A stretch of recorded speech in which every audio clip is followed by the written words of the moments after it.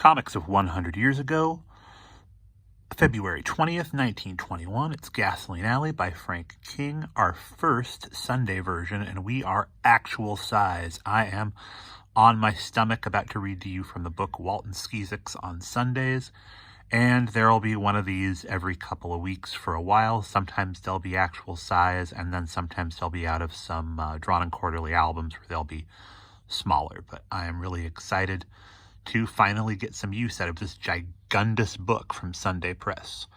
So we begin with Walt on his stomach, looking out at his doorstep where the baby is, going goo or coo, and Walt says, "Well, I'll be jiggered." Gasoline Alley. Here are Bill and Amy. Bill says, "Walt, we came to see the baby that was left on your doorstep." "Yes, Walt, can we?" Amy says. "Sure," says Walt. So an umbrella stand behind him. He brings the baby out. "I'll say he's a regular feller," says Bill. "Isn't he wonderful?" cries Amy. "The bell rang, I went to the door, and there he was," Walt says. "You make a fine-looking mother, Walt," says Bill. "You don't hold the little dear right. Let me show you." "How?" says Walt. "He's a darling.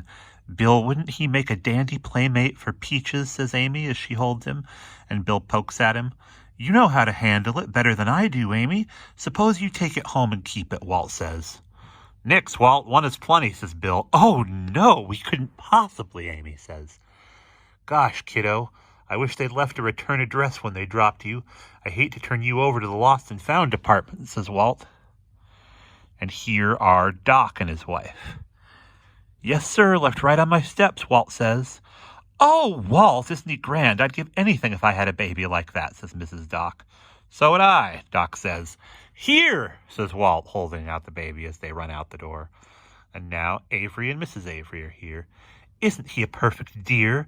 We just had to come see him, the precious." "Coochie, coochie," says Avery. He's a bear," says Avery. "Who in the world could leave such a sweetie?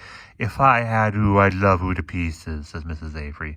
"I wouldn't part with it for anything, but..."